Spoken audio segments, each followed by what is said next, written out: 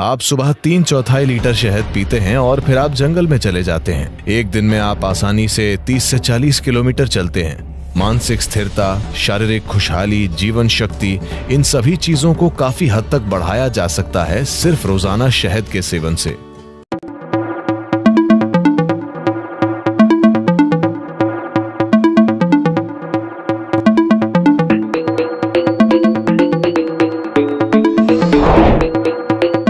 कर्नाटक में कुछ जनजातियां हैं जिन्हें जेनु कुर्बा कहते हैं। जेनु कुर्बा यानी वे शहद इकट्ठा करते हैं। कुछ समय पहले मुझे उनके साथ कुछ समय के लिए रहने का मौका मिला था। उनका आहार कुछ ऐसा है। सुबह सबसे पहली चीज एक बांस का गिलास, यानी बांस की टहनी इस तरह से कटी हुई, इसमें करीब 3/4 लीटर शहद आ जाता है। सुबह 3/4 लीटर शहद, बस यही आहार है। आप सुबह 3/4 लीटर शहद पीते हैं और फिर आप जंगल में चले जाते हैं। एक दिन में आप आसानी से 30 से 40 किलोमीटर चलते हैं और आप कम से कम 50 पेड़ों पर चढ़ते और उतरते हैं, ऊपर नीचे, और शाम तक कुछ और नहीं खाते। छत्ते से शहद निकालते वक्त जो भी आपके हाथों में लगता है आप उसे चाट लेते हैं। तो एक दिन में आप लगभग 1-1.5 लीटर से ज्यादा शहद पी रहे हैं। जब आप शाम में वापस आते हैं तो कुछ अनाज होता है, आमतौर पर इसे जोला कहते हैं। ये ज्वार है, ये मक्के जैसा होता है, मक्का या रागी या ऐसा ही कुछ। उनका रोज का मुख्य भोजन शहद है और आप ये 3/4 लीटर शहद पीते हैं और पूरे दिन इतने सक्रिय रहते हैं, लेकिन भूख नहीं लगती। वे बस वैसे ही ऊर्जा से भरे रहते हैं। वे इस पर ही जीते हैं। उन्हें शहद चरवाहा कहते हैं। शहद ही उनका आहार है। शहद उन सबसे अच्छी चीजों में से एक है जिनका आप सेवन कर सकते हैं। मानसिक स्थिरता, शारीरिक खुशहाली, जीवन शक्ति, इन सभी चीजों को काफी हद तक बढ़ाया जा सकता है सिर्फ रोजाना शहद के सेवन से।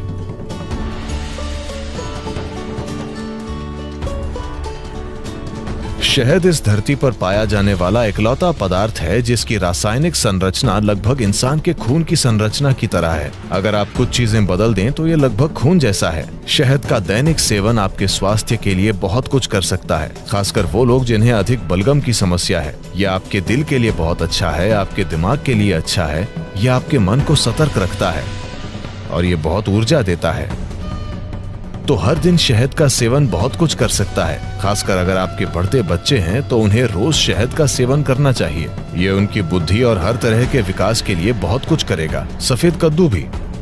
सफेद कद्दू और शहद दोनों चीजें एक साथ मिलकर बच्चों के लिए एक शानदार आहार हैं, उनकी बौद्धिक क्षमता को बढ़ाने के लिए।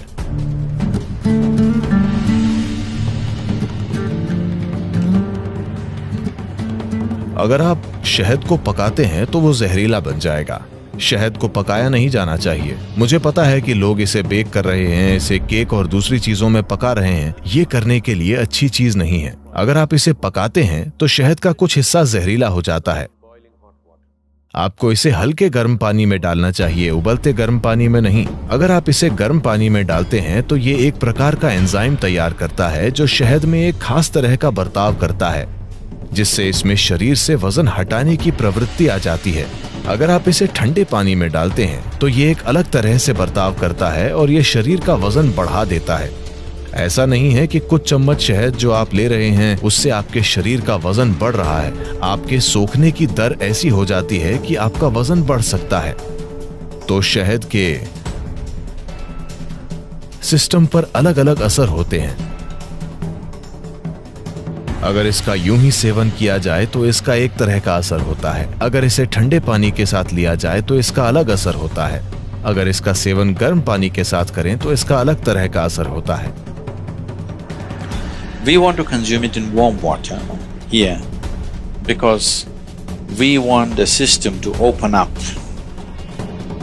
यहाँ हम इसका सेवन गर्म पानी के साथ करना चाहते हैं क्योंकि हम चाहते हैं कि सिस्टम खुल जाए।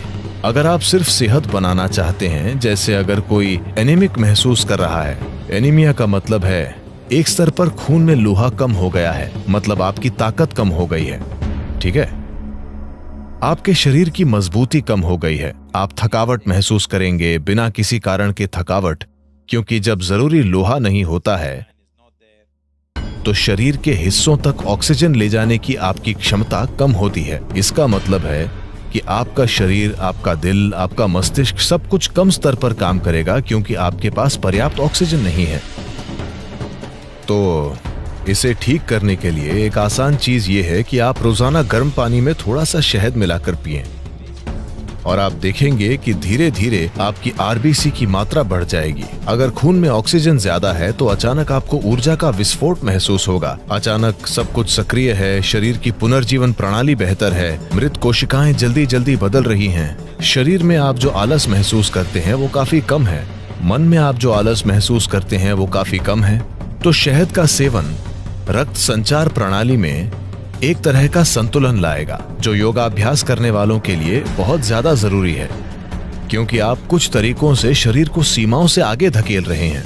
तो खून की केमिस्ट्री को संतुलित रखना, खून को शुद्ध रखना, ये शहद के नियमित सेवन से निश्चित रूप से होगा। और जो योग अभ्यास करते हैं उनके लिए ये बहुत जरूरी है। और हल्दी से भी ऐसी ही चीजें होती हैं। ये खून को शुद्ध करती है और ये आपकी ऊर्जा में हल्की पारदर्शिता लाती है। हल्दी एक ऐसा पदार्थ है जो न केवल शरीर पर काम करता है, ये ऊर्जा प्रणाली पर भी काम करता है। और शहद भी ऐसा ही है, इसका प्रभाव आपकी ऊर्जा प्रणाली पर भी पड़ता है। शहद आपको अधिक जीवंत बनाता है। हल्दी एक तरह से आपको शांत करती है और आपको सहज रखती है। सुबह आप थोड़ा सा शहद, नीम और हल्दी लेते हैं, तो नीम और हल्दी का सेवन थोड़े से शहद वाले पानी के साथ, इसमें शहद बहुत कम होना चाहिए, थोड़े से शहद वाला पानी, इन सभी का साथ में सेवन करना सिस्टम को साफ करने का एक अच्छा तरीका है। Acts as a wonderful way of cleansing the system. इससे सिस्टम में फैलाव आता है, ताकि जब आप साधना करते हैं तो एक चीज ये है कि ये मांसपेशियों में लचीलापन लाता है। दूसरी बात यह है कि मांसपेशियों में लचीलापन आने के परिणाम स्वरूप आप सिस्टम को धीरे धीरे एक अधिक शक्तिशाली संभावना में बदल सकते हैं। अगर आप एक नए स्तर का लचीलापन लाना चाहते हैं तो पहली चीज ये है कि सिस्टम से काफी सारा विषैलापन निकालना होगा। अगर आप सिर्फ पानी का आहार या शहद और पानी का आहार लें जो आपको पर्याप्त ऊर्जा देगा, अगर आप पहले से ही बहुत पतले नहीं हैं, अगर आप थोड़ा वजन कम कर सकते हैं, अगर आप शहद डालेंगे तो आपका वजन भी कम नहीं होगा। अगर आप पर्याप्त शहद लेंगे या आप चम्मच भरकर शहद लेंगे तो आपका वजन कम नहीं होगा।